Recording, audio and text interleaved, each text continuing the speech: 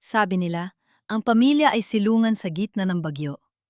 Pero paano kung ang sarili mong dugo ang siya magtutulak sa iyo sa kapahamakan? Para kay Nerissa, ang buhay ay parang malagkit na kakanin. Puno ng hirap, pagtitiis, at pait. 10 taon siyang itinuring na alila sa sariling tahanan. 10 taon siyang tinawag na anak sa labas at itinaboy ng sariling kapatid. Ngunit sa likod ng bawat latay ng latigo at bawat butil ng luhang pumatak, may isang pintong na natiling nakasara. Isang kwartong nagtatago ng lihim na hindi kayang bayaran ng kahit anong yaman. Ngayong pumanaw na ang malupit na si Corazon, ang susing iniwan niya ba ang magliligtas kay Nerissa? O ito ang magiging mitsa ng mas malaking gulo? Saksi ang langit sa bawat serya ng pagtataksil. Pero sa huli, ang katotohanan ay parang amoy ng bagong luto na tinapay. Hindi mo mapipigilan ang pag-alingasaw nito. Ito ang kwento ng isang anak na binaliwala, isang inang nagkubli ng pagmamahal sa likod ng bagsik, at isang husti yang matagal nang hinihintay. Handa ka na bang buksan ang pintuan ng nakaraan? Nakukulangan pa ng isang pako ang karatulan ng bago kong bakery nang biglang sipain ng malakas ang gate namin. Pumasok ang mga pulis, kasunod ang kapatid kong si Celestine, at walang awang pinagtatapon ng mga minasa kong harina sa putikan. Ilabas niyo ang mga basura ng babaeng ito dahil bibilhin ko na ang bahay na to. Sigaw niya habang nakatingin ang lahat ng kapitbahay namin. Napatigil ang mundo ko. Ang puting harina na ilang oras kong minasa, ang puhunang pinag-ipunan ko sa loob ng 10 taon ng pagtitinda sa palengke ay nakahalo na ngayon sa dumi ng kalsada. Sinubong kong damputin ang mga lalagyan pero isag matulis na sapatos na takong ang tumapak sa aking kamay. Napadaing ako sa sakit. Nakangisi si Celestine sa harapan ko. Suot ang kanyang mamahaling alahas na kumikinang sa ilalim ng sikat ng araw. Huwag mo nang dumiin ang mga kamay mo, Nerissa. Kahit anong lamas mo sa harina, mananatili kang dukha. At ang bahay na ito, hindi ito nararapat sa isang katulad mong anak sa labas. Ate Celestine, anong ibig mo sabihin? Nanginginig ang boses ko habang pilit na tumatayo. Kamatayan lang ni Nanay Corazon ang lumipas na 1 linggo. Ibinigay niya sa akin ang bahay na ito bago siya mamatay. Ito ang huling bilin niya. Tumawa siya ng malakas, isang tawang puno ng pangungutya na umalingaw-ngaw sa buong barangay. Naglabas siya ng isang asul na folder at iwinagayway sa harap ng mukha ko. Bilen, nagpaatal ka naman sa matandang yon? Tingnan mo ito, isang deed of sale, pirmado ni Corazon 1 buwan bago siya namatay. Ibinenta niya sa akin ang lupa at bahay na ito dahil kailangan niya ng pera para sa ospital. Wala kang karapatan dito. Napeling ako. Hindi maari. Alam ko may sakit si nanay. Pero hindi niya ibebenta ang kaisa-isang lugar na tinawag naming tahanan. Lalo na kay Celestine, ang babaeng nagtapon sa amin dito sa Cavite 10 taon na ang nakakalipas matapos mamatay si Papa. Magsinungaling ka na sa lahat, Celestine, wag lang sa akin. Matigas kong sabi kahit ako makaba ang dibdib ko. Alam nating dalawa na hindi pipirma si nanay sa'yo. Pwes, sabihin mo yan sa mga pulis. Sagot niya sabay, baling sa mga opisyal. Inspektor, ilabas na ang mga gamit niyan. Na yun din. Doon na nagsimula ang kaguluhan. Ang mga alaala ko, aglumang upuan ni Papa, ang mga gamit sa kusina na pinaghirapan naming bilhin, ay walang awang itinambak sa labas ng gate. Pinagtitinginan kami ng mga kapitbahay. May mga naaawa, pero mas marami ang nagbubulungan tungkol sa anak sa labas na pinalayas ng tunay na tagapagmana. Ang hiya ay parang mainit na uling na dumidikit sa balat ko. Ngunit may napansin ako. Sa gitna ng paghahakot, hindi tumitingin si Celestine sa mga muebles. Ang kanyang mga mata ay nanlilisik habang nakatingala sa ikalawang palapag ng bahay. Doon sa pintong kahoy na palaging may nakasabit na mabigat na kadena, ang kwarto ni Nanay Corazon. Iakyat niyo ang martilyo sa itaas! Sirain niyo ang pinto ng kwartong yan! Utos ni Celestine sa mga tauhan niya. Biglang bumilis ang tibay ng puso ko. Naalala ko ang huling mahigpit na hawak ni nanay sa kamay ko bago siya malagutan ng hininga. Nerissa, ang susi, huwag mong bibitawan. Ang kwartong yon ang tangi magliligtas sa'yo. Naramdaman ko ang malamig na bakal ng susi sa loob ng bulsa ko. Doon ko naintindihan. Hindi ang bahay ang kailangan ni Celestine. May mahalagang bagay sa loob ng kwartong yon na kinatatakutan niya. Huwag! Huwag niyo kaming pakialaman sa itaas! Sigaw ko sabay takbo papasok sa bahay. Mabilis akong kumilos kahit na hinahabol ako ng mga tauhan niya. Narating ko ang itaas na palapag at agad na pumasok sa loob ng rehas na bakal na naghihiwalay sa hagdan at sa kwarto ni nanay. Sa isang mabilis na galaw, isinara ko ang gate at inilak ito. Lapastangan kang bata ka! Sigaw ni Celestine mula sa ibaba, namumula ang mukha sa galit. Buksan mo yan kung ayaw mong ipakalagad kita sa kulungan. Subukan nyo! Sagot ko habang humihingal. Kailangan nyo ng court order para sa pilitang pasukin ng isang nakakulong na tao. Hanggat nandito ako sa loob, hindi nyo mabubuksan ang kwartong ito. Ah, ganon? Ngumisi si Celestine, isang nising demonyo. Sige, magkulong ka dyan. Putulin ang kuryente, putulin ang tubig. Tingnan natin kung gaano ka katagal tataga sa dilim ng walang pagkain. Kapag lumabas ka, sisiguraduhin kong wala ka nang babalikang bakery o dignidad. Narinig ko ang malakas na kalabog ng mga bintana sa ibaba na sinisira. Narito ako, nakakulong sa sarili kong tahanan, napapalibutan ng kadiliman. Ngunit habang hinahawakan ko ang susi ni nanay, alam kong nagsimula pa lang ang laban. Ang sugat na binuksan ni Celestine ngayong araw ay siyang magiging daan para sa aking pagbangon. Mainit, masikip, nakakasakal. Ilang oras na ang lumipas mula nang putulin nila ang kuryente sa bahay. Sa loob ng madilim na pasilyo sa ikalawang palapag, tangi ang liwanag ng buwan na sumisilip sa siwang ng bintana ang nagbibigay sa akin ng anino. Rinig na rinig ko ang tawanan ng mga tauhan ni Celestine sa ibaba. Amoy na amoy ko ang usok ng sigarilyo nila na humahalo sa alikabok ng lumang bahay. Para akong bilanggo sa sarili kong tahanan. Nerissa, lumabas ka na riyan! Sigaw ni Celestine mula sa paanan ng hagdan. Naririnig ko ang tunog ng baso. Marahil ay umiinom siya ng alak habang pinapanood ang paghihirap ko.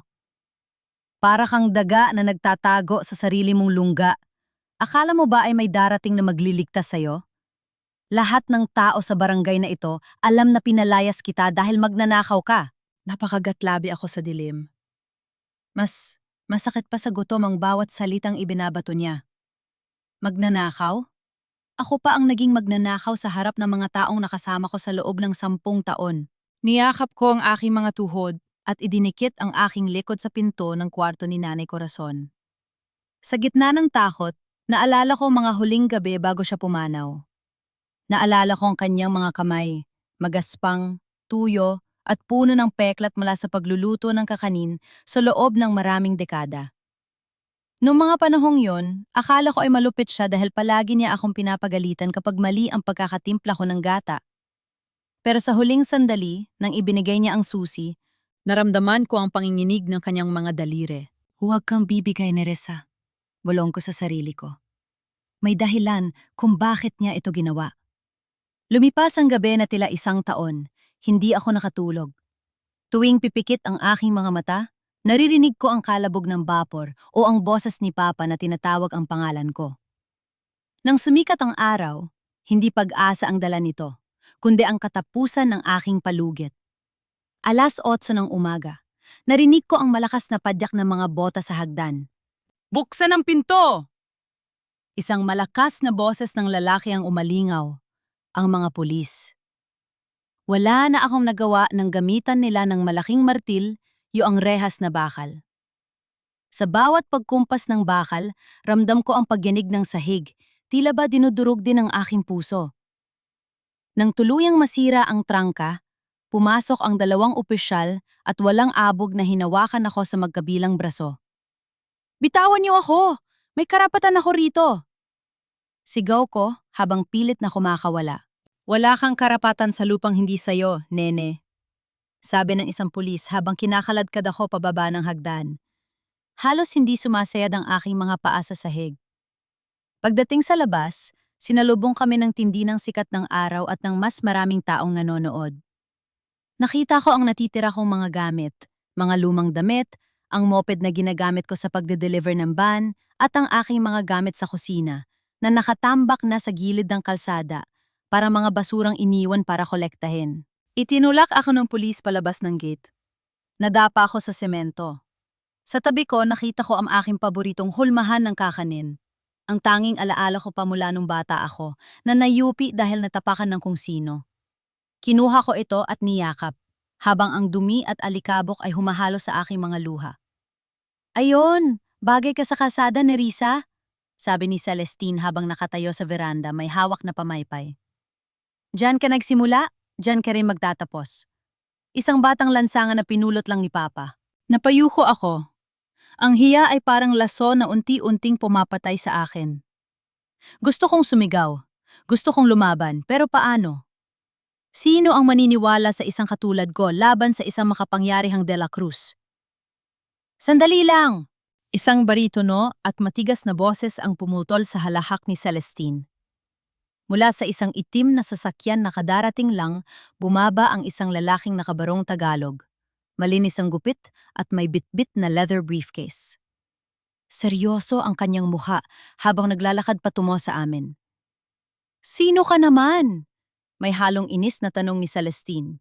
Ati Tomas Varga po, sagot ng lalaki. Hindi siya tumitingin kay Celestine. Sa halip, lumapit siya sa akin at inabutan ako ng panyo. Nang magtagpo ang aming mga mata, may nakita akong kakaibang liwanag sa kanya. Isaghalo ng awa at matinding determinasyon. Tumayo siya sa harap ng pulis at naglabas ng isang dokumento na may selyo ng korte. Dala ko ang isang temporary restraining order. Walang sinuman ang pwedeng magpalaya sa aking kliyente at walang sinuman ang pwedeng pumasok sa loob ng bahay na ito sa loob ng susunod na 48 oras. Napatulala si Celestine. Kliyente? Nerissa, saan ka kumuha ng pambayad sa abogado? At ikaw, attorney, huwag kang makialam dito. Hawak ko ang tunay na deed of sale. Kinuha ni Ate Tomas ang asul na folder mula sa kamay ng pulis at tinitigan ito ng maigi. Inayos niya ang kanyang salamin at muling tumingin kay Celestine. Pero sa pagkakataong ito, may bakas ng ngisi sa kanyang mga labi. Ito ba ang dokumentong sinasabi mo? Tanong ni Tomas. Napaka-interesante. Dahil ayon sa record ng ospital, sa petsang nakasaad dito na pirma daw raw ni Ginang Corazon ang kasunduan, ang matanda ay nasa ilalim ng deep sedation at hindi man lang makadilat ng mata, lalo na ang humawak ng panulat. Natahimik ang buong paligid. Nakita ko ang biglang pagpumiglas ng lalamunan ni Celestine habang pilit na lumulunok. Attorney, anong ibig mong sabihin? Tanong ko sa mahinang boses. Tumingin sa akin si Tomas at hinawakan ang aking balikat. Ibig sabihin, Nerissa, may malaking butas ang kwento ng kapatid mo at hindi ako papayag na tapakan niya ang huling hiling ng taong nagligtas sa akin. Nangulot ang noo ko. Nagligtas sa kanya? Sino si Tomas sa buhay ni Nanay Corazon? Ngunit bago ko pa man maitanong, lumingon muli si Tomas sa dokumento at bumulong sa sarili niya, sapat na para marinig ko. May mali pa rito. Ang petsang ito. Nerissa, kailangan nating mabuksan ang kwarto sa itaas. Na yun din. Hindi ko alam kung paano magpasalamat kay Ate Tomas habang tinutulungan niya akong pulutin ang mga nagkalat kong gamit sa kalsada. Pinapanood kami ng mga kapitbahay mula sa malayo. Ang iba ay may bulungan pa rin. Pero ang iba ay tila natahimik dahil sa pagdating ng isang taong mukhang may kapangyarihan. Sa kabilang panig ng gate, nakatayo pa rin si Celestine. Ang kanyang mukha ay parang bulkang taal na anumang sandali ay sasabog sa galit. Huwag kang magpakasiguro, attorney, asik niya. 48 oras lang yan. Pagkatapos niyan, sisiguraduhin kong sa kangkungan kayo dadamputin ng babaeng yan. Hindi siya pinansin ni Tomas. Sa halip, kinuha niya ang mabigat na sako ng harina at ipinasok ito sa loob ng bakuran. Pasok na tayo sa loob, Nerissa. Kailangan nating mag-usap ng masinsinan. Pagpasok namin sa bahay, sinalubong kami ng amoy ng gulo, mga basag na plato, baliktad na mesa, at ang katahimikang dala ng pagkawala ng kuryente. Naupo si Tomas sa isang lumang silya habang ako naman ay nanatiling nakatayo, yakap pa rin ang ngayupi kong hulmahan ng kakanin. Attorney, bakit niyo po ako tinutulungan? Tanong ko. Wala akong pambayad sa inyo, ni hindi ko alam kung saan kukuha ng kakainin bukas. Tumingin siya sa akin at sa unang pagkakataon, nakita ko ang paglambot ng kanyang mga mata. Nerissa, hindi mo kailangang magbayad. Ang bayad sa serbisyo ko ay naibigay na 10 taon na ang nakakalipas. Nangunot ang noo ko. Ano pong ibig ninyong sabihin? Bumuntong hininga siya at tumingin sa larawan ni Nanay Corazon na nakasabit sa dingding, ang tanging gamit na hindi nila naitumba. May sakit ang nanay ko noon, at mamatay-matay na kami sa gutom. Si Aling Corazon ang tanging tumulong sa amin. Gabi-gabi siyang nag-iiwan ng kakanin sa pintuan namin. At nalaman ko na lang na ang mga barya na itinatabi niya mula sa pagtitinda niya sa palengke ang ipinambayad niya sa matrikyula ko nung nag-aaral pa ako ng abogasya. Napatakip ako sa aking bibig. Nanay Corazon? Ginawa niya yun? Pinangako ko sa kanya na balang araw, babayaran ko ang kabutihang yon sa pamamagitan ng pagprotekta sa iyo. Patuloy ni Tomas. Dinalaw niya ako sa opisina noong nakaraang buwan. Alam niyang malapit na siyang mamatay at alam niyang gagawin ito ni Celestine sa iyo. Sinabi niya sa akin, Tomas, kapag wala na ako, ang anak ko na si Nerissa ay wala nang kakampi. Ikaw na ang bahalang maging boses niya. Nagsimulang manginig ang aking mga balikat. Ang Nanay Corazon na akala ko ay malupit at walang pakialam, ang nanay na palaging masungit sa akin, siya pala ang naghanda ng lahat para hindi ako maging palaboy. Ang bawat bulyaw niya sa akin noon ay tila paraan niya para patigasin ang loob ko sa darating na bagyo. Nerissa? Tawag ni Tomas sa atensyon ko. Sinabi rin niya na may kailangan tayong hanapin. Isang bagay na nasa loob ng kwarto niya sa itaas. May alam ka ba tungkol doon? Naalala ko ang susi sa bulsa ko. Ibinigay niya ito sa akin bago siya mawala. Pero ayaw ipabukas ni Celestine. Halos patayin na niya ako, makuha lang ang susing ito. Nagkatinginan kami ni Tomas. Alam naming pareho na hindi lang basta dokumento ng bahay ang hinahanap ni Celestine. May mas malalim na lihim na nakatago sa likod ng pintong yon. Tara! Maikling sabi ni Tomas. Umakyat kami sa ikalawang palapag. Bawat hakbang sa hagdan ay tila may kasamang kaba. Narating namin ang pintong kahoy na palagi nakakandado. Ang kwartong ito ay naging bawal na lugar para sa akin sa loob ng 10 taon. Kahit maglinis, ay hindi ako pinapayagan ni nanay na pumasok dito. Inilabas ko ang susi. Nanginginig ang aking kamay habang itinutusok ito sa lumang padlock. Maalikabok at may kalawang na ang bakal, tanda na matagal na itong hindi nabubuksan ng kahit sino maliban kay nanay. Click! Ang tunog ng pagbukas ng kandado ay tila musika sa gitna ng katahimikan. Tinanggal ni Tomas ang kadena at dahan-dahang itinulak ang pinto. Kriik! Sinalubong kami ng amoy ng luma, amoy ng kandila at ng nakabibinging katahimikan. Ngunit nang tuluyang bumukas ang pinto, napaatras ako. Hindi ito ang kwartong inaasahan ko. Walang mamahaling kagamitan, walang tambak ng tera. Ang buong kwarto ay tila naging isang dambana. Sa gitna may isang maliit na altar kung saan nakalagay ang malaking retrato ng aking ama, si Papa. Sa paligid nito may mga litrato ko noong bata pa ako. Mga medalya ko sa eskwela na akala ko ay itinapon na ni nanay at isang lumang radyong kaset. Nerissa, tingnan mo ito! Tawag ni Tomas. Lumapit siya sa ilalim ng altar at may hinila siyang isang maliit na box na bakal. Mukhang ito ang hinahanap ni Celestine. Ngunit bago pa namin mahawakan ang box, may napansin akong kakaiba sa sahig sa ilalim ng kama ni nanay. May mga bakas ng kamay. Maraming bakas ng kamay na tila may kinukuha o itinatago roon kamakailan lang. Attorney, tingnan niyo, bulong ko. Hindi pa man kami nakakapagsimulang mag-imbestiga, narinig namin ang malakas na kalabog mula sa ibaba. Ang boses ni Celestine muling sumisigaw, pero sa pagkakataong ito ay may kasama ng ibang tao. Wasakin niyo ang gate! Wala akong pakialam sa papel na yan. Hindi ako papayag na makuha ng anak sa labas na yan ang nasa loob ng kwartong ito. Nataranta ako. Attorney, nandyan na naman sila. Nerissa, kunin mo ang box, utos ni Tomas. Bilisan mo. Mabilis kong kinuha ang box, pero sa pagmamadali ko, nalaglag ang isang lumang notebook mula sa loob nito. Bumukos ang pahina sa isang duguang marka ng hinlalaki, isang thumb mark na sariwa pa ang tinta, pero hindi kay nanay. Nanlaki ang mata ni Tomas. Hindi ito maaari. Ang thumb mark na ito, maalikabok, amoy luma. Ngunit sa kabila ng dumi, may kakaibang kapayapaan sa loob ng kwartong ito.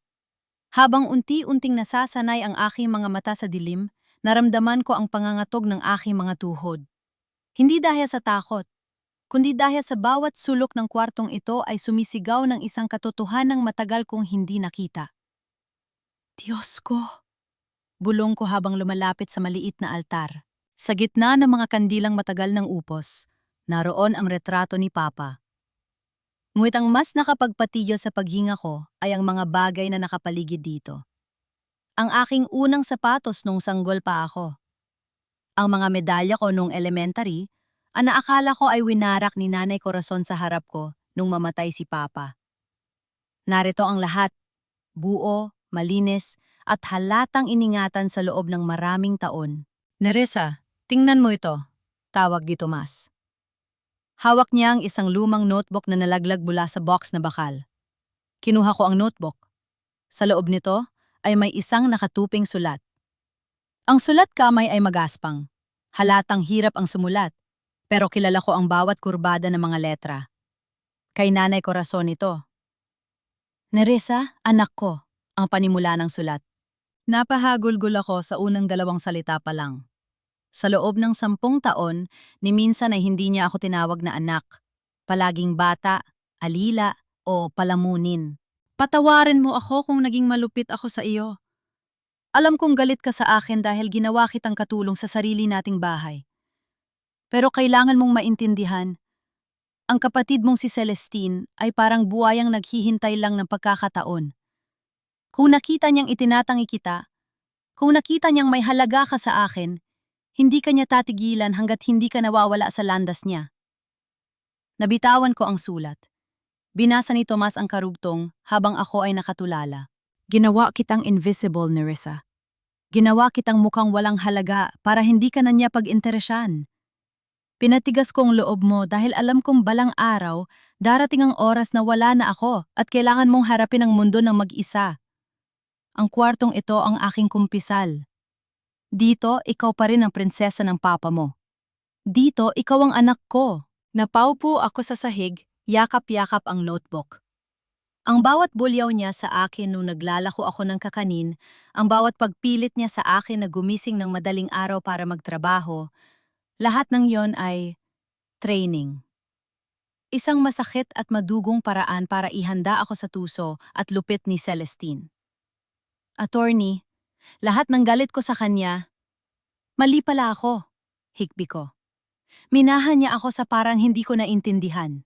Nerissa, hindi lang emosyon ang iniwan niya. Seryosong sabi ni Tomas habang binubuksan ang box na bakal, tingnan mo ito. Sa loob ng box ay may isang makapal na shed ledger o sokai at isang lumang cassette tape. May label ang tape na para kay Nerissa, ang katotohanan.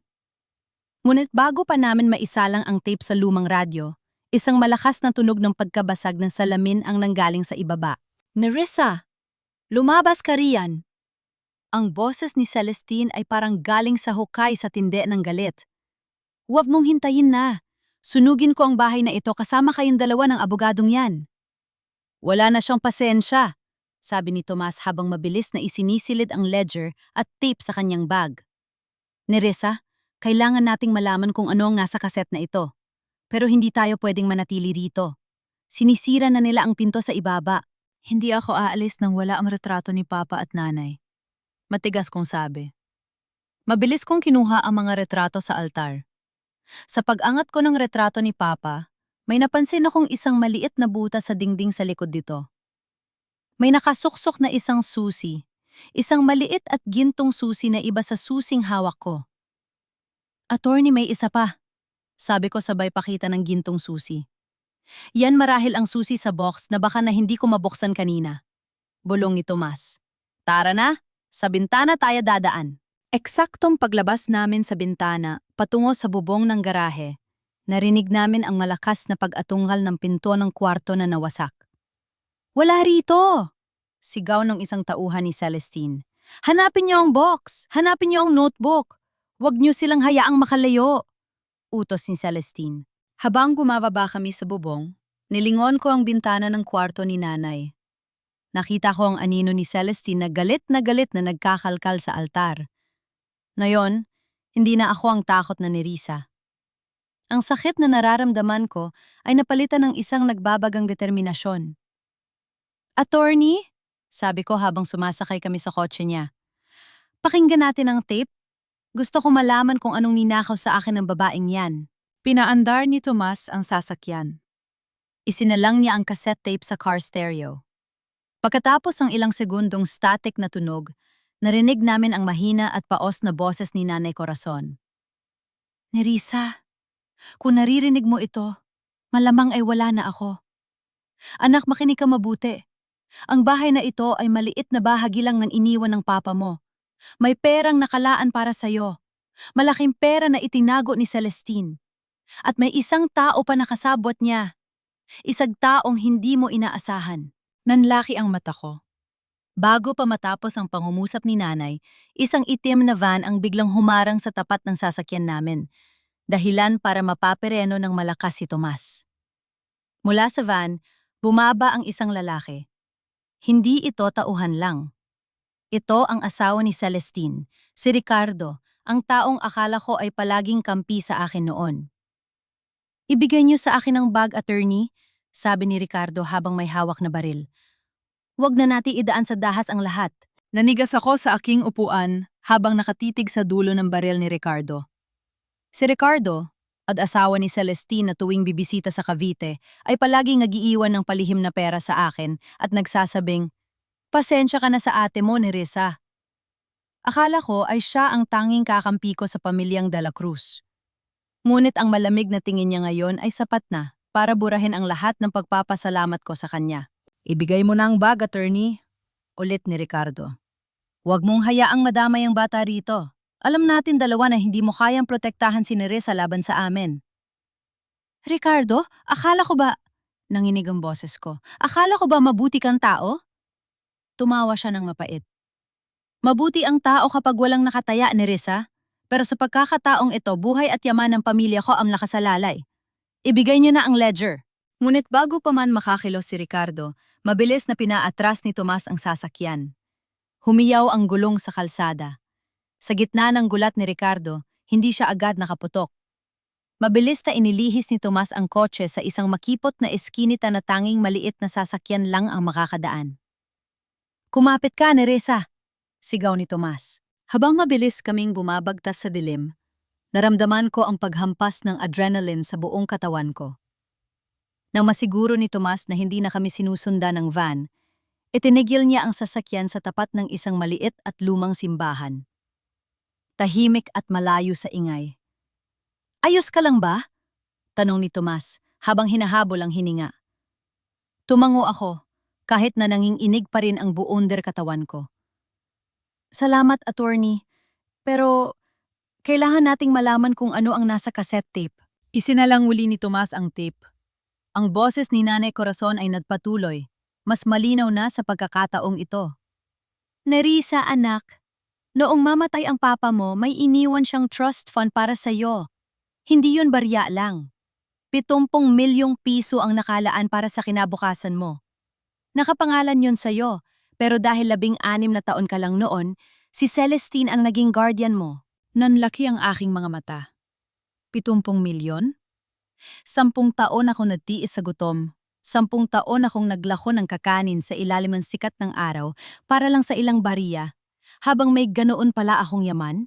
Nalaman ko na ginamit ni Celestine at Ricardo ang pera mo para isaalba ang bumabagsak nilang kumpanya. Patuloy ng boses ni Nanay Corazon na ngayon ay may halong hikbi. Pinalabas nilang wala kang natanggap dahil anak sa labas ka. Pinilit nila akong itago ka rito sa Cavite. Tinakot nila ako na papatayin nila ang anak ko na si Julio kung hindi ako susunod. Nerissa, patawarin mo ako. Ginawa kitang mukhang mahirap para hindi nila isipin na banta ka sa kanila. Napahawak ako sa aking dibdib. Ang sakit ay parang kutsilyong dahan-dahang, hinihiwa ang puso ko. 70 milyon. Ang mga taon na sana ay nag-aaral ako. Ang mga taon na sana ay maayos ang buhay ko. Lahat ng yon ay ninakaw nila. At si Nanay Corazon, nagtiis siya magbukang kontrabida para lang protektahan ako at ang sarili niyang anak. Attorney, bakit kailangan nilang gawin ito ngayon? Bakit kailangan nilang bawiin ang bahay? Tanong ko sa gitna ng iyak. Mabilis na binuklat ni Tomas ang ledger na nakuha namin. Dito nakasaad ang sagot ni Reza. Ang trust fund mo ay nakatagdang ilipat sa ilalim ng buong kontrol mo sa oras na magbiinte sa isanyos ka. At kailan ang birthday mo? Sa makalawa, bulong ko. Eksakto, sabi ni Tomas. Ang boses ay puno ng galit. Kapag nagbiinte sa is ka na, kailangan nilang maglabas ng accounting ng pera. Malalaman ng bangko na wala na ang pera. Kaya kailangan nilang makuha ang pirma mo sa isang waiver o kailangan mawala ka bago ang araw na yon. Ang bahay na ito, dito itinago ni Aling Corazon ang mga ebidensya ng pagnanakaw nila sa pondo mo. Natahimik kami ni Tomas. Ang bigat ng katotohanan ay halos hindi ko makayanan. Ngunit sa gitna ng katahimikan, biglang tumunog ang cellphone ni Tomas. Hello? Sagot niya. Maya-maya, nakita ko ang pagdilim ng mukha niya. Ano? Kailan pa? Sige, papunta na kami. Ibinaba ni Tomas ang telpo at tumingin sa akin. Ang kanyang mga mata ay puno ng pangamba. Nerissa, masama ang balita. Ang ospital kung saan pumanaw si Aling Corazon, may nangyaring sunog sa records room kaninang madaling araw. Ang mga original na medical records at ang papel na may thumb mark ni Aling Corazon, lahat ay naging abo na. Napasinghap ako. Ibig sabihin, ang tanging ebidensya namin na peke ang deed of sale ay wala na. Nagawa na ni Celestine na burahin ang bakas ng kanyang krimen. Wala na tayong laban, panghihina kong sabi.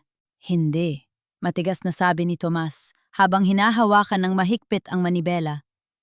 Maaaring nasunog ang mga papel, pero hindi nila kayang sunugin ang katotohanang hawak natin na yon. Nerissa, hindi na lang ito tungkol sa bahay.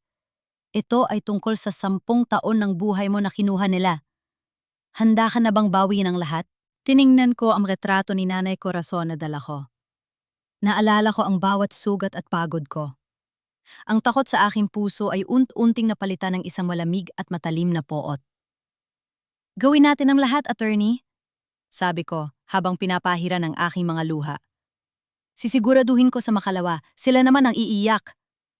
Ngunit bago pa kami makapagplano, isang mensahe ang pumasok sa cellphone ko mula sa isang hindi kilalang numero. Isang litrato. Litrato ito ni Tomas na pinalilibutan ng mga armadong lalaki sa harap ng kanyang opisina. At ang caption? Ibigay ang ledger sa loob ng 1 oras o ang abogadong ito ang huling taong makikita mo. Halos mabitawan ko ang aking cellphone nang makita ang litrato. Si Ate Tomas, ang tanging taong tumayo para sa akin, ay nakuhanan ng larawan sa madilim na parking lot ng kanyang opisina. At sa paligid niya ay ang mga anino na mga lalaking tila handang pumatay. Attorney! Tingnan niyo to! Nanginginig ang boses ko habang ipinapakita ang screen. Sandaling napatitig si Tomas sa litrato. Nakita ko ang pag-idting ng kanyang panga at ang pamumuo ng pawis sa kanyang no. Tinatakot nila tayo ni Reza. Alam nilang hawak natin ang alas. Diyos ko, attorney, pasensya na po. Nadadamay kayo dahil sa akin. Hikbi ko. Pakiramdam ko ay ako ang mitsa ng lahat ng kamalasang ito. Huwag kang hihingi ng tawad. Matigas na sabi ni Tomas habang mabilis na pinaliliko ang sasakyan. Ang laban na ito ay laban na rin ng katarungan. Pero hindi tayo pwedeng bumalik sa opisina ko. Doon tayo pupunta sa lugar kung saan hindi nila inaasahang magtatago tayo. Bumalik kami sa Cavite, ngunit hindi sa sentro. Nagpalipas kami ng ilang oras sa isang maliit na paupahan ng kakilala ni Tomas. Ngunit habang papalapit ang madaling araw, ang tensyon ay lalong tumitindi. Pagdating ng 9:00 ng umaga, napagpasyahan naming bumalik sa lumang bahay ni Nanay Corazon para kunin ang ilang mahahalagang dokumento na hindi namin naisama sa pagmamadali. Ngunit sinalubong kami ng isang nakapanlulumong tanawin. Wala na ang gate. Ang mga bintana sa unang palapag ay basag na lahat. At sa tapat ng bahay, nakaparada ang isang itim na SUV. Sa tabi nito, nakatayo si Celestine. Hawak ang isang megaphone, tila naghihintay sa aming pagbabalik. Nandito na ang bida! Sigaw ni Celestine sa megaphone. Dahilan para maglabasan ng mga kapitbahay. Mga kailian! Tingnan niyo ang babaeng ito! Si Nerissa de la Cruz! Isang magnanakaw na nagtangkang pekein ang dokumento ng bahay na ito. Walang hiya ka, Celestine! Sigaw ko habang bumababa ng kotse. Hindi na mapigilan ang galit. Ako pa ang walang hiya? Tumawa siya, isang tawang nakakakilabot. Sino sa atin ang nagtatago sa dilim? Sino sa atin ang may kasamang lalaki na hindi man lang maipakilala ng maayos? Tumingin ako sa paligid. Ang mga kapitbahay na dati ay binibigyan ko ng mainit na kakanin. Ang mga taong nakangiti sa akin tuwing umaga, ngayon ay nakatingin sa akin ng may pagdududa. Ang kapangyarihan ng pera ni Celestine ay unti-unti nang nilalaso ng kanilang isipan. Lalapit sana kami sa gate nang harangin kami ng 3 malalaking lalaki. Ang mga ito ay hindi pulis. Sila ay mga goons na halatang binayaran para manakit. Attorney! Umalis na kayo rito kung ayaw niyo pang mamatay. Bulong ng isa sa mga lalaki habang ipinapakita ang hawak na patalim sa bewang. May temporary restraining order kami, sigaw ni Tomas. Sa tingin mo ba ay may halaga ang papel na yan dito? Sagot ni Celestine habang lumalapit sa amin. Kinuha niya ang ledger mula sa bag ni Tomas na hindi namin inaasahang mahahablot ng isa sa kanyang mga tauhan sa gitna ng siksikan. Wag! Ang ledger! Sigaw ko. Nginitian ako ni Celestine ng matamis bago niya unti-unting pinunit ang unang pahina ng ledger sa harap ko. Ang katotohanan ay isinusulat ng mga nananalo ni Risa, at sa pagkakataong ito, ako ang panalo. Bitawan mo yan, Celestine! Maging sa harap ng Diyos, alam mong pagnanakaw ang ginagawa mo. Sigaw ni Tomas. Diyos? Tumawa si Celestine. Ang pera ko ang Diyos dito. Sa isang iglap, isang malakas na tunog ng pagkabasag ang narinig namin. May naggatong ng gulo. Isang malaking bato ang ibinato ng isa sa mga tauhan ni Celestine sa bintana ng kotse ni Tomas na muntik nang tumama sa akin. Nagsimula ang tulakan. Saktan niyo na ang dapat saktan! Basta makuha ang bag! Utos ni Ricardo na kakalabas lang mula sa bahay. Naramdaman ko ang isang malakas na tulak na nagpabagsak sa akin sa semento. Sa gitna ng kaguluhan, nakita ko si Tomas na pilit na nakikipagbuno para mabawi ang ledger. Ngunit pinagtulungan siya ng 3 lalaki. Isang suntok ang tumama sa kanyang sikmura, dahilan para mapaluhod siya. Attorney! Sigaw ko. Gagawa sana ako ng paraan nang biglang hatakin ni Celestine ang buhok ko. Makinig ka, basura! Bulong niya sa tainga ko habang hinihila ang buhok ko ng sobrang higit. Buksan mo ang iyong mga mata. Tingnan mo ang paligid mo. Walang tutulong sa'yo. Ang barangay captain, binayaran ko na. Ang mga pulis, hawak ko na. Sa madaling araw bukas, dadating ang bulldozer dito. Gigibain ko ang bahay na ito at kasama nito magiging abo ang lahat ng pangarap mo. Itinulak niya ako ng malakas dahilan para humampas ang ulo ko sa post ng kuryente. Malabo ang paningin ko, pero bago ako tuluyang mawala ng malay, narinig ko ang huling banta ni Celestine. May 12 oras ka na lang, Nerissa. Magdasal ka na. Dahil sa pagsikat ng araw, wala ka nang babalik ang tahanan. Ang huling nakita ko ay ang pag-alis ng itim na SUV. Bit-bit ang ledger na tanging pag-asa namin, habang si Tomas ay duguan sa kalsada at ako ay nakabulagta sa putikan. Pinapanood ng mga kapitbahay na walang magawa kundi ang tumalikod. Masakit ang aking ulo, para may mga pako na ibinabaon sa aking bunggo. Nang dahan-dahan kong imulat ang aking mga mata, tanging liwanag ng isang maliit na kandila ang nakita ko. Amoy abo, amoy putik, at amoy ng natuno na pag-asa ang paligid. Narito pa rin kami sa loob ng lumang bahay, sa gitna ng kadiliman dahil wala pa ring kuryente. Gising ka na pala? Bulong ni Tomas. Nakita ko siya sa kabilang panig ng silid, may hawak na basang bimpo sa kanyang pumutok na labi.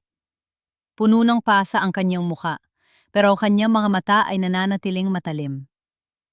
Attorney, ang ledger, nakuha nila. Hikbi ko habang sinusubukang bumangon. Wala na tayong laban. Bukas ng umaga, gigibay na nila ang lahat. Tumayo ako at naglakad patungo sa kusina. Sa gitna ng kaguluhan, may isang bagay na hindi nila nagiba. ang aking lumang kalan at ang uling na gagamitin ko sana para sa bakery. Sa gitna ng kawalan, naramdaman ko ang isang kakaibang udyok. Kumuha ako ng huling sako ng malakit na bigas at gata. Anong ginagawa mo, Nerissa? Tanong ni Tomas, bakas ang pagtataka sa kanyang boses.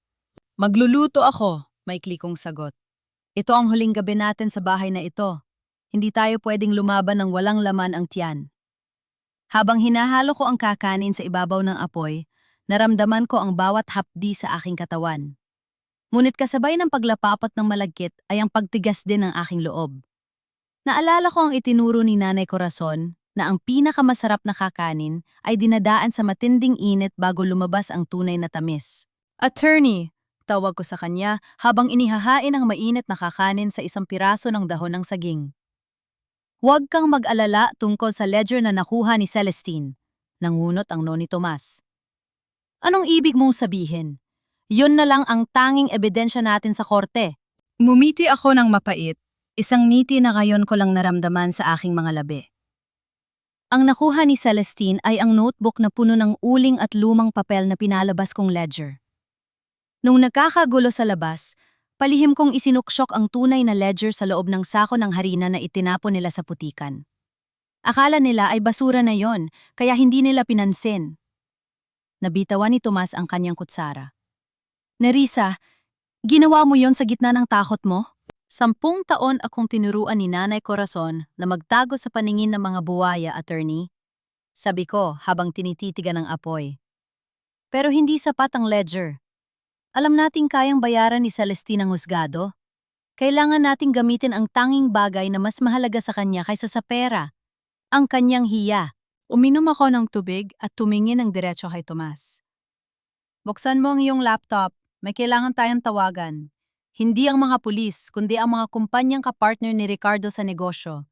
At kailangan nating makuha ang kontrol sa public address system ng barangay sa alas 6 ng umaga.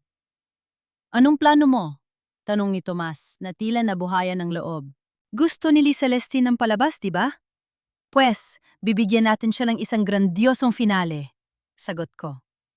Inimbitahan ni Nanay Corazon ang lahat ng mga biktima ni Celestine sa pamamagitan ng mga sulat na nakita natin.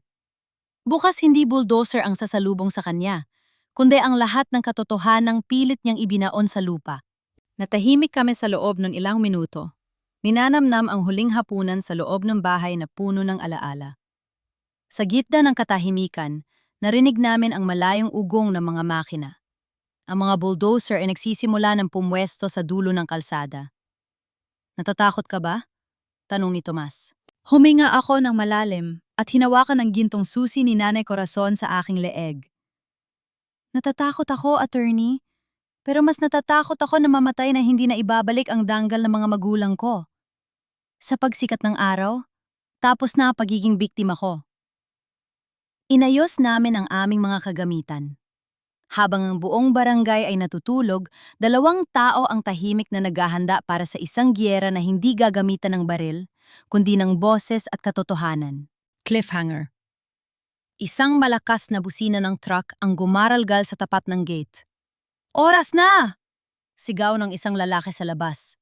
Pagtingin ko sa bintana, nakita ko ang dambuhalang bulldozer na nakatutok na sa aming pintuan at si Celestine na nakatayo sa ibabaw nito, parang isang reyna ng kadiliman na handang manira. Alas 6 ng umaga. Ang sikat ng araw ay hindi nagdala ng pag-asa, kundi ang anino ng dambuhalang bulldozer na ngayon ay nasa tapat na ng aming pintuan. Ang ugong ng makina nito ay parang lindol na yumayanig sa pundasyon ng lumang bahay. Sa labas, nagkakatipon ang mga kapitbahay, ang mga pulis na binayaran ni Ricardo, at ang mga tauhan ni Celestine na tila mga buhayang naghihintay ng madilaan. Bumaba si Celestine mula sa SUV, suot ang isang matingkad na pulang bestida, parang isang rena na handang manakop.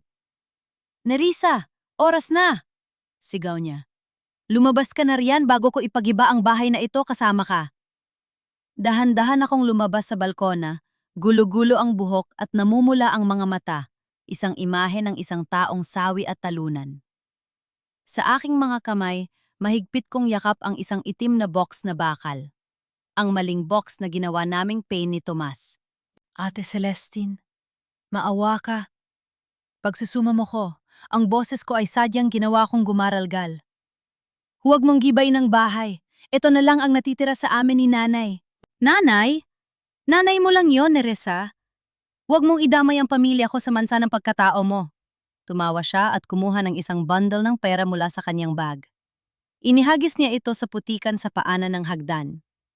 Ayan, 10,000 piso. Higit pa yan sa kikitain mo sa pagtitinda ng kakain sa loob ng isang taon. Kunin mo ang pera mo at maglaho ka na. Tumingin ako sa pera sa putikan, pagkatapos ay kay Celestine. Hindi ito tungkol sa pera, ate. Ang nasa loob ng box na ito ang ebidensya ng lahat ng ginawa niyo ni Ricardo. Nanlaki ang mga mata ni Celestine nang makita ang box. Ito ang ebidensyang hinahanap niya kagabi pa. Ibigay mo sa akin yan! Sigaw niya habang mabilis na umaakyat sa hagdan. Huwag! Hindi ko ibibigay! Pag-arte ko habang tumatakbo pabalik sa loob ng bahay, patungo sa ikalawang palapag kung saan nakatago ang radio system ng barangay na palihim na naikabit ni Tomas kagabi sa tulong ng isang kaibigang technician. Ricardo! Harangin mo siya! Utos ni Celestine. Naghabulan kami sa pasilyo. Pagdating sa tapat ng kwarto ni nanay, hinarang ako ni Celestine. Sa isang marahas na galaw, sinampal niya ako ng napakalakas dahilan para mapaupo ako sa sahig at mabitawan ng box. Ang sakit ng sampal ay humapdi sa aking pisngi, pero sa loob-loob ko, naramdaman ko ang kalayaan. Yon ang huling sampal na tatanggapin ko mula sa kanya. Yon ang huling ugnayan ng dugo na pinutol ko na sa aking isipan. Akala mo ba ay mananalo ka? Nanginginig sa galit na sabi ni Celestine habang dinadampot ang box. Mabilis niya itong binuksan gamit ang susi na kinuha niya sa bag ko kanina sa gitna ng siksikan. Ngayon, wala na ang trust fund mo. Wala na ang ebidensya. Tumingin siya sa mga papel sa loob ng box, mga dokumentong pinalabas naming original ledger. Dahil sa sobrang katuwaan at kayabangan, hindi na niya napansin ang maliit na mikropono na nakatago sa ilalim ng retrato ni Papa sa dingding na konektado sa speaker sa labas ng bahay. Oh, Neresa, ninakaw namin ang 70 milyong piso mo. Sigaw ni Celestine. Ang boses niya ay puno ng pangumutya. Pinirmahan ko ang mga dokumento mo bilang guardian habang bata ka pa at ginamit namin ang pera para isalba ang kumpanya ni Ricardo. Akala mo ba ay may pakialam si Papa sa'yo? Isang aksidente ka lang. At ang matandang korason? Pinilit ko siyang itago ka rito para mabulok ka sa kahirapan. Tumawa siya ng malakas, isang tawang puno ng kasamaan. Ngayon, susunugin ko ang mga papel na ito at gigibayin ko ang bahay na ito. Wala ka ng ebidensya, wala ka ng pera, at wala ka ng danggal. Ngumiti ako sa kanya, isang ngiting hindi niya inaasahan. Isang ngiting nagpatigil sa kanyang pagtawa. Ate Celestine, mahinahon kong sabi habang pinapahira ng dugo sa aking labi. Masyadong malakas ang boses mo. Baka marinig ka ng mga kapitbahay. Anong pakialam ko sa mga basura sa labas? Asik niya. Eksaktong pagkatapos ng kanyang sinabi, isang matinis na tunog ng feedback. Isang ang umalingaw-ngaw mula sa labas, sapat na para mabingi ang sinumang malapit sa mga speaker ng barangay. Anong tunog yun? Tanong ni Ricardo na kapapasok lang sa pinto, putlang-putla ang muka. Celestine, ang boses mo, ang sinabi mo kanina, narinig ng buong barangay. Naniga si Celestine. Dahan-dahan siyang lumingon sa bintana, sa labas, ang mga kapitbahay na kanina ay nakikinig lang. Ngayon ay nagsisigawan na sa galit. At sa dulo ng kalsada, nakita ko ang pagdating ng 3 puting sasakyan. Mga sasakyang may tatak ng National Bureau of Investigation, NBI, at mga mamamahayag mula sa malaking TV station na tinawagan ni Tomas. Hindi! Hindi ito maaari! Sigaw ni Celestine habang tinitingnan ng box. Napansin niya na ang mga papel sa loob ay pawang mga kopya lamang ng dyaryo na may patong na uling. Nasaan ang tunay na ledger? Ang tunay na ledger ay ligtas na sa kamay ng mga awtoridad, ate. Sabi ko habang tumatayo ng tuwid. Ang narinig ng lahat kanina? Yon ang iyong live confession. Happy birthday sa akin, Ate Celeste. Ang katahimikang bumalot sa buong barangay pagkatapos ng huling salita ni Celestine ay mas nakakabingi pa kaysa sa ugong ng bulldozer. Sa loob ng ilang segundo, tangi ang tunog ng hangin at ang mahinang static mula sa mga speaker ang maririnig. Pagkatapos, parang sumabog na bulkan ng galit ng mga tao sa labas. Magnanakaw! Walang puso! Sigaw ng isang kapitbahay. Sarili mong kapatid pinagnakawan mo!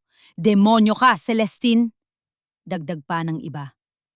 Nakita ko ang unti-unting pagguho ng mukha ni Celestine.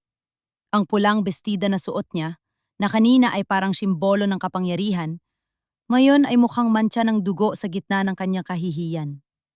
Nanginginig ang kanyang mga kamay habang pilit na itinatapon ang peking ledger. Hindi! Hindi totoo yan! Piniki ang boses ko! Sigaw niya. Pero kahit siya ay alam na huli na ang lahat. Biglang bumukas ng malakas ang gate. Pumasok si Ate Tomas, kasama ang 3 lalaking nakabarong at may mga badge ng NBI. Kasunod nila ang mga cameraman ng balita na agad na itinutok ang mga ilaw sa mukha ni Celestine. Celestine de la Cruz Villarreal at Ricardo Villarreal. Seryosong sabi ni Tomas. Hawak namin ang warrant of arrest para sa kasong qualified theft, estafa through falsification of public documents at pagnanakaw ng trust fund ni Nerissa de la Cruz. Hawak din namin ang tunay na ledger na nakuha namin sa sako ng harina na itinapon niyo kagabi. Ricardo! Gawin mo ang paraan! Bayaran mo sila! Hysterical na sigaw ni Celestine sa kanyang asawa. Ngunit nagulat ang lahat nang biglang lumayo si Ricardo sa kanya. Huwag mo akong idamay dito, Celestine. Ikaw ang nagplano ng lahat. Ikaw ang nagpilit sa akin na gamitin ang pera ni Nerissa. Ano? Nanlaki ang mata ni Celestine. Taksil ka! Magkasama nating ginastos ang pera. Wala akong kinalaman sa panggigipit mo sa matandang korason. Depensa ni Ricardo, habang itinataas ang kanyang mga kamay sa mga pulis. Attorney, makikipagtulungan ako. Sasabihin ko ang lahat, huwag niya lang akong ikulong. Napangiti ako na mapait. Ang pagmamahala na ipinagmamalaki nila, ang alyansang itinayo sa ibabaw ng aking paghihirap, ay gumuho sa isang iglap ng humarap na sa rehas. Ito ang karma ng mga taong nagkakaisa sa kasamaan. Madali rin silang maglaglag ang para iligtas ang sariling balat. Dahan-dahan akong lumapit kay Celestine. Hawak-hawak pa rin niya ang bandang ng 10,000 piso na inihagis niya sa akin kanina. Kinuha ko ang pera mula sa kanyang nanginginig na kamay. Ate, tawag ko sa kanya. Sa unang pagkakataon, hindi ako nakaramdam ng takot. Wala ng kaba, wala ng hiya. Ang sabi mo kanina, ang pera mo ang Diyos dito. Ngayon, tingnan mo ang Diyos mo. Kaya ka ba niyang iligtas sa galit ng mga taong niloko mo? Isang-isa kong ibinagsak ang mga tigisang libong papel sa paanan niya. Sabi mo, basura ako. Pero tingnan mo ang sarili mo ngayon. Sino sa atin ang tunay na marumi? Hayop ka, Nerissa. Sisiguraduhin kong mabubulok ka rin. Akma niya akong susugurin, pero mabilis siyang nahawakan ng mga operatiba ng NBI. Diyan ka nagkakamali, Celestine, sabat ni Tomas. Dahil sa ebidensyang ito at sa narinig ng buong barangay, hindi na kailangan ng mahabang paglilitis. Ang trust fund ni Nerissa ay agad na ipapa-freeze ng korte para maibalik sa kanya ang bawat sentimong kinuha nyo. Habang pinupiringan ng posas ang mga kamay ni Celestine at Ricardo, narinig ko ang huling bilin ng bulldozer driver. Ma'am, ititigil ko na po ba ang makina? Tumingin ako sa lumang bahay, sa pintuan ng kwarto ni Nanay Corazon, sa balkona, naging saksi ng aking pagtitiis. Mumiti ako sa driver. Patayin mo na ang makina. Ang bahay na ito ay hindi kailanman digibain. Pinanood ng buong barangay ang pagkaladkad sa mag-asawa patungo sa sasakyan ng pulis.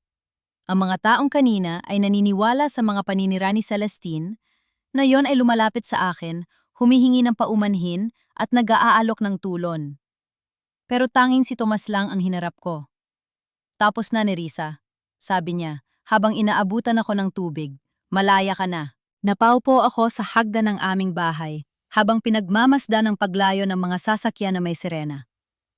Ang bigat sa aking dibdib sa loob ng 10 taon ay biglang gumaan.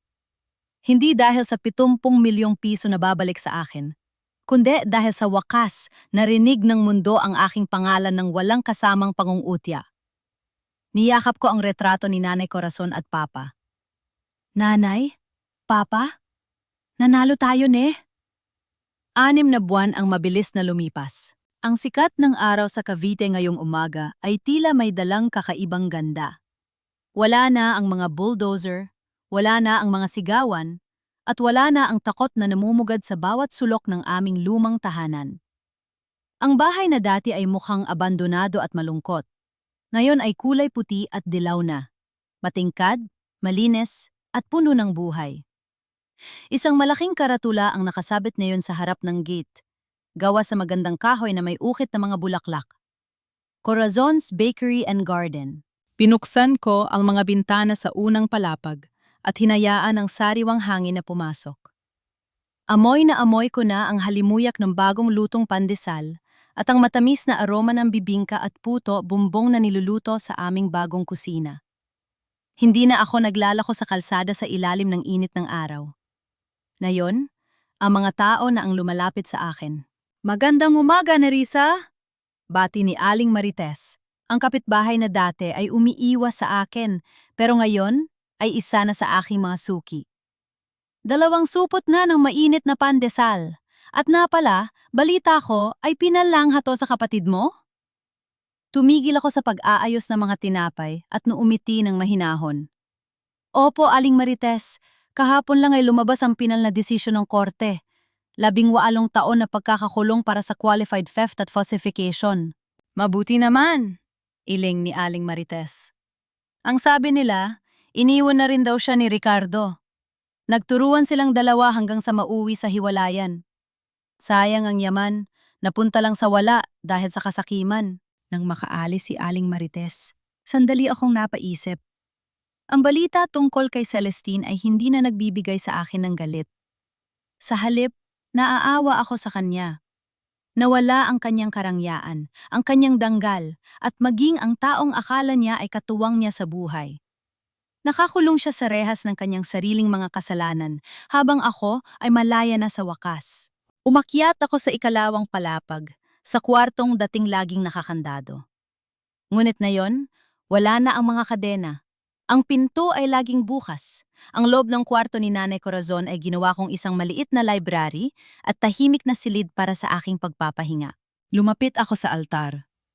Wala na roon ang mga lumang ledger o cassette tape. Ang naroon na lang ay ang malaking retrato ni na Papa at Nanay Corazon, magkatabi at parehong nakangiti. Naglagay ako ng sariwang bulaklak ng sampagita sa florera. Nanay, bulong ko, naiintindihan ko na ang lahat. Salamat sa pagturo sa akin kung paano maging matatag. Salamat sa pagprotekto sa akin sa paraang hindi ko man naintindihan noon ay siya nagligtas sa akin ngayon. Narinig ko ang bisna ng isang sasakyan sa labas. Pagtingin ko sa bintana, nakita ko si Ate Tomas na pababa ng kanyang kotse.